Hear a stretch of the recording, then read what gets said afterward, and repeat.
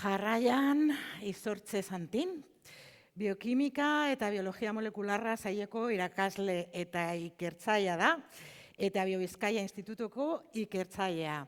Txalo bero bat.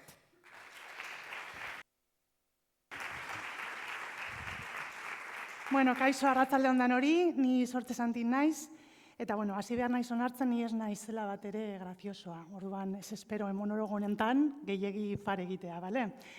Eta nik gaur hitzingo dizuet diabetesari buruz, bai?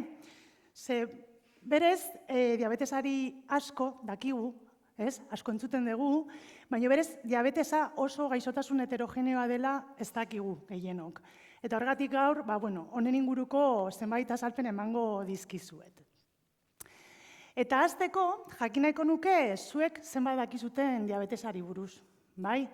Ze, begiratzen badugu azkenengo 5 urtetan, Googleen bilatu diren gaixotasunak, bai, ikusten dugu gehien bilatu dana minbizia dela, baina gehien bilatu direnen artean diabetesa dagola, ez? Azken finean, populazioan oso ohikoa den gaixotasun bat delako da, eta jendea horren inguruko interesa daukalako, ez?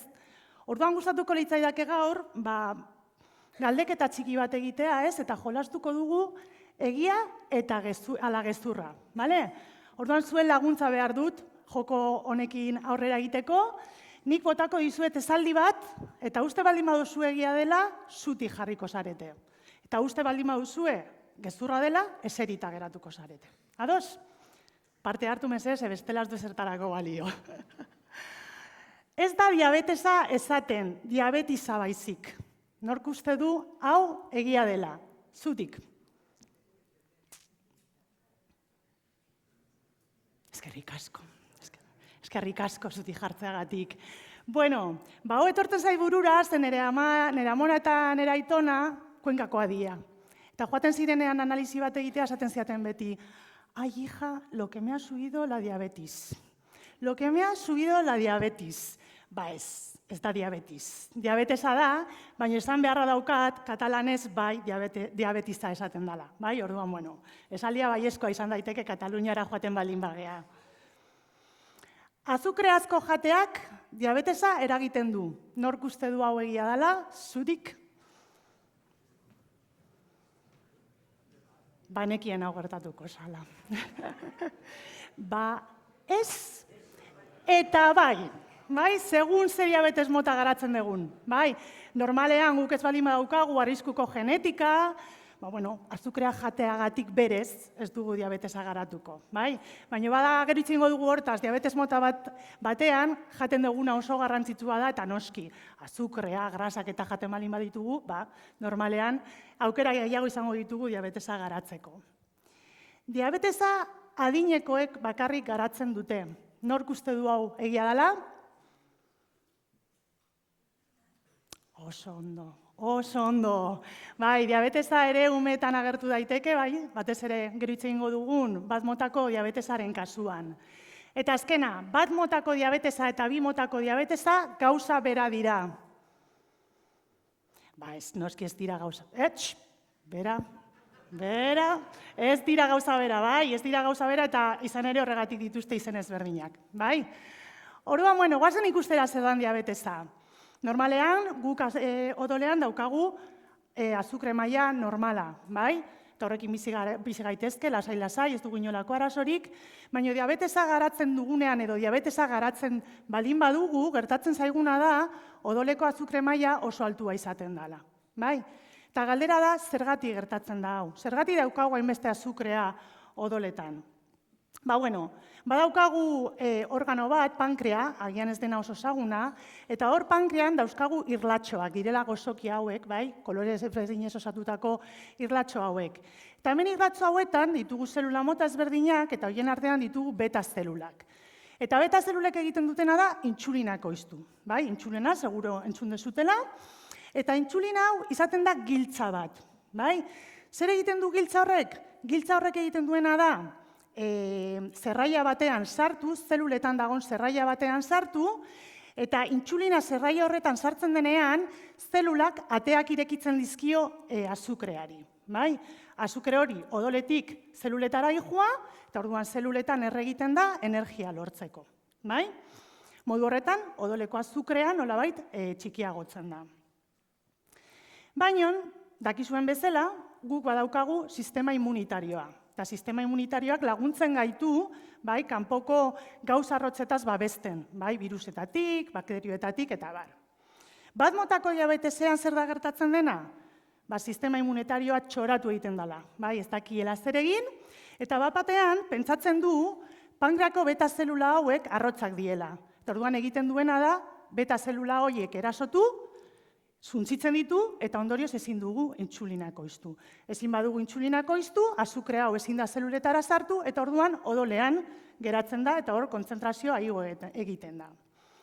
Eta bi motako diabetesean berriz, gertatzen dena oso modu orokorrean esan da zelulek eta unek ez dutela intsulina hau behar bezala ezagutzen, edo ezagutzen balin badute, zelulek ez dutela estimulo horreri behar bezala erantzuten, Orduan, glukosa ezin da zeluletan sartu, eta ondorioz ere, gure odoleko azukrea igo egiten da.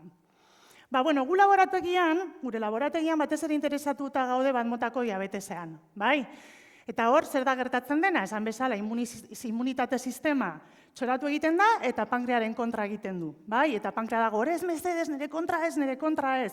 Baina bere kontra egiten du, eta ondorioz ezin dugu intsulina ekoiztu. Gu horretan interesatuta gaude laborategian, eta, pixka bat azaldu nahi dizuet zergatik sortzen den, zergatik gertatzen den, zergatik sistema immunitarioa txoratu egiten den, eta zergatik azkenean sistema immunitario horrek pankreako beta zelulak apurtzen dituen. Gu jaiotzen garenean, gerta daiteke arriskuko genetika batekin jaiotzea. Eukiko ditugu aldaera genetiko ezberdinak gene ezberdinetan, diabetesa garatzeko arriskua ematen digutenak. Gainera, bizitzan zehar ingurumen faktore ezberdinetara esposatuta gaude. Izan dieta, izan kutsadura, izan infekzio biriko bat. Bi hauen arteko interakzioa ematen denean, sistema immunitarioa zuzen ere aktibatu egiten da modu ez orekatu batean, eta orduan hasten da pankreako beta zelulak erasotzen. Hemen jaiotzean 100% beta zelula ditugu, baina sistema immunearen aktibazioa zelulaien kontra egiten duenean, poliki, zelula hori galtzen goaz. Eta ondorioz iritzen da momentu bat, nun ez daukagun beta zelularik, ezin dugun intsulina ekoiztu, eta ondorioz diabetesa garatzen dugun.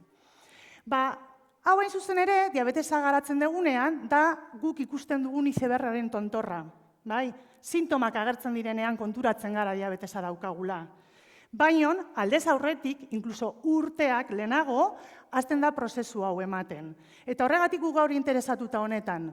Hemen oraindik ere baditugu beta zelulak intsulinako izan dutenak. Eta hemen gertatzen dena ondo ulertuko bagenu, gai izango gintezke hain zuzen ere hemen gertatzen dena geldiarazi eta beta zelulen zuntzipena ekiditeko. Eta horregatik laborategian honetan lan egiten dugu. Guk uste dugu, eta gure hipotezia da, genetika eta virusak interakzionatzen dutenean, eta hain zuzen ere horren aldeko zenbait proba daude erakutsiko dizkizuedan bezala, sistema immunitarioa erantzun ez orekatu bat eragiten duela pankreako beta zelulen kontra, eta zelula horiek suntzitzen dituela. Eta gu horretan gaude interesatua eta hori aztertzen dugu gure laborategian. Eta zergatik virusak? Ikusi delako, diabetesa daukaten pertsonen odolean adibidez, virusen aztarnak agertzen diela. Kontroletan baina askoz gehiago. Eta hemen ikusten duguna da pankreako irlatxo bat, berdez markatuta dira intsulina ekoizten duten zelulak. Eta hemen ez dakit ondo ikusten dezuen, baina gorriz markatuta virusa aukiko genuke. Bi irudi hauek solapatzen ditugunean ikusten ditugu horiz. Eta hau hain zuzen ere da pertsona diabetiko baten pankreako irlatxo bat. Non ikusten den, bere pankreako beta zelula horiek infektatuak izan diren. Eta hau normalean, diabetes ez duten pertsonetan ez da ikusten. Beraz guk, hau oinarritzat hartuz, hau hipotesi honekin landuz, egiten duguna laborategian da, gizalaginekin lan egin, baita ere animalia ereduekin, baina batez ere zelulekin lan egiten dugu. In vitro esperimentuak egiten ditugu, han famatua den CRISPR-Cas mostitzazketa genetikoa erabilita. Orain dela urte batzuk, bi emakume hauei eman zioten Nobel saria hau garatzeagatik, eta guk egiten duguna da giza pankreako beta zelulak hartu, CRISPR-Cas teknika erabiliz geneak ezabatu, geneak kendu, geneak modifikatu, eta gero jartzen diegu infekzio birikoa, enterobirusa, ikusteko zelula hauek zenolako erantzun antiberala eta zenolako inflamazioa pairatzen duten. Hau baino askoz konplexuagoa da noski, eta hau baino askoz errezagoa eta garestiagoa ere, baina, poliki-poliki bagoaz ikusten virusen eta genetikaren arteko interakzioak nola ematen diren laborategian, eta horretarako, kriston talde polita daukagu horretan lanean ibiltzen dana. Eta besterik gabe, eskerrik asko, espero du gustokoa izana.